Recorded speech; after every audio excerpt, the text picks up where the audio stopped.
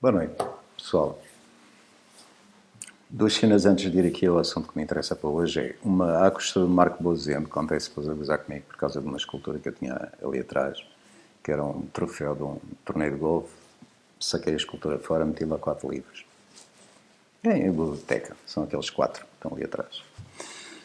Mas enfim, antes de mais nada, boas notícias. A Câmara de Oeiras emitiu um comunicado em que volta a permitir o surf, desde que no rigoroso cumprimento das recomendações da DGS, como se fosse qualquer coisa especial, não é?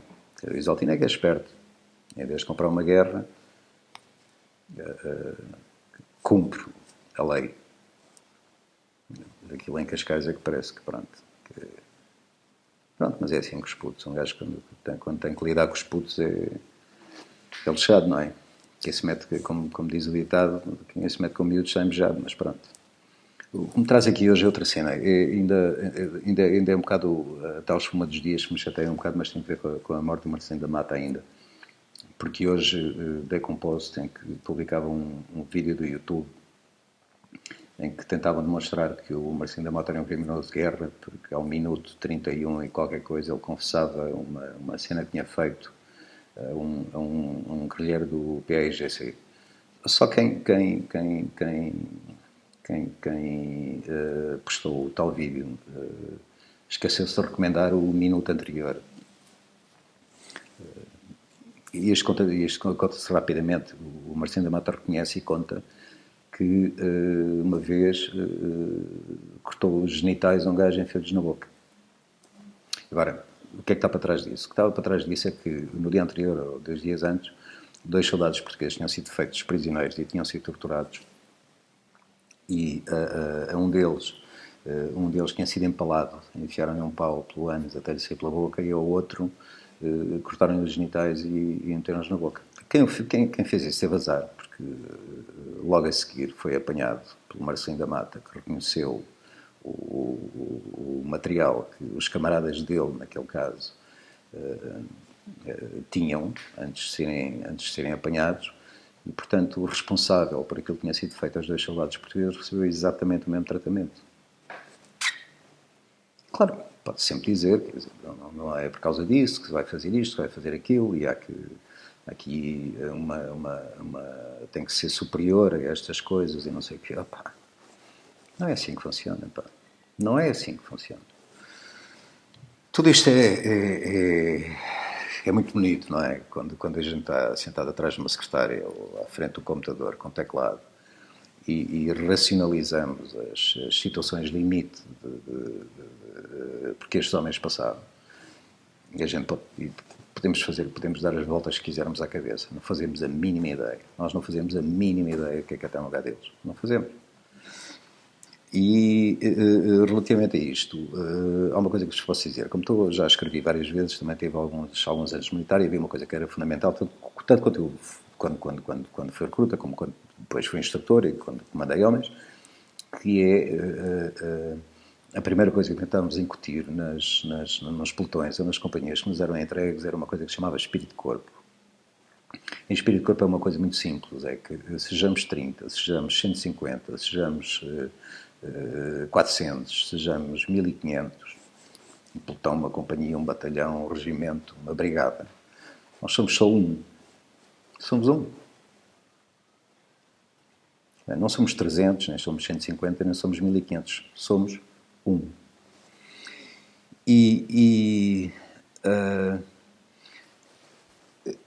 Eu tive a sorte que nos meus tempos de militar não fui obrigado nem a participar, nem a entrar numa situação de conflito. A única situação de conflito que tenho experiência de quando era criança, e passei por ela e não recomendo, não recomendo todo.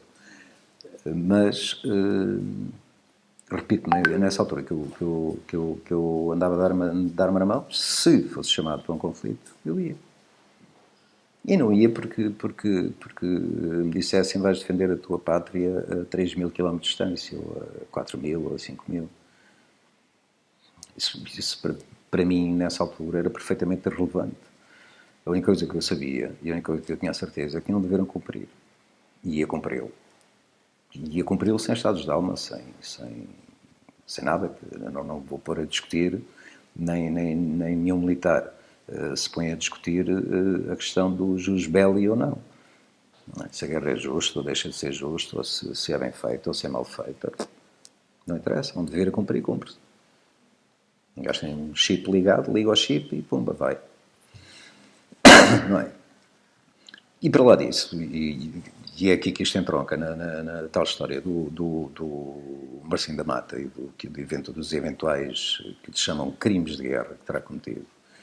Eu imagino que aqueles meus camaradas que tiveram comigo na tropa, os soldados de quem eu fui instrutor, os sargentos e os oficiais que tiveram comigo, imaginar que um deles era apanhado e que era sujeito às piores sedícias, não é? E imaginar-me a seguir a apanhar o responsável por isso. Não sei o que é que seria capaz de fazer. Não faço a mínima ideia do que é que seria capaz de fazer. E seria capaz, provavelmente, de fazer o pior, porque toda a base da existência de um exército, de umas forças armadas, ou de uma organização desse género, é confiança, mas não é confiança como a gente confia nos nossos pais, ou nos nossos filhos, ou na nossa mulher, ou a mulher em nós, ou nos nossos amigos. Não, é muito mais que isso. É muitíssimo mais que isso.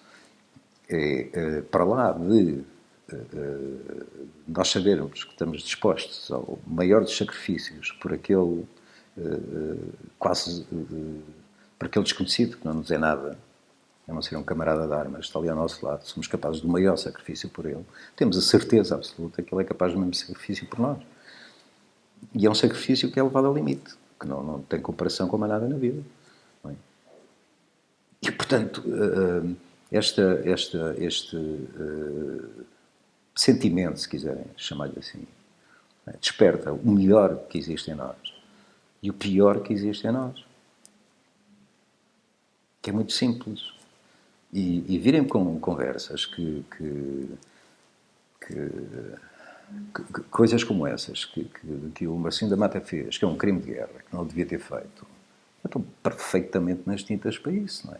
Quer dizer, se calhar o rapaz dos gajos do PSGC que fizeram aquilo aos soldados portugueses também já tinham feito a camaradas deles, não faço a mínima ideia. Não faço a mínima ideia.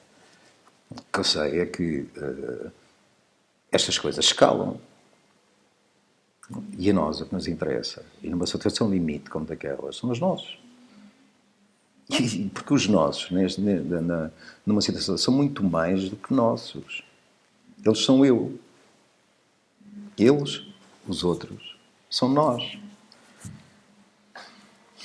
Que eu imagino com várias pessoas que conheci, com quem convivi no exército, se estivéssemos numa situação de guerra, não é? Os meus amigos Luís Cunho, ou Zé Costa, ou Guerra Martins, ou outros tipos assim que eu conheci. E soldados de quem eu fui comandante e instrutor. Eles eram eu. Portanto, aquilo que lhes fosse feito a eles era-me feito a mim. Quase como um filho, mas ainda um bocadinho para lá disso. Não é? Porque não é uma situação...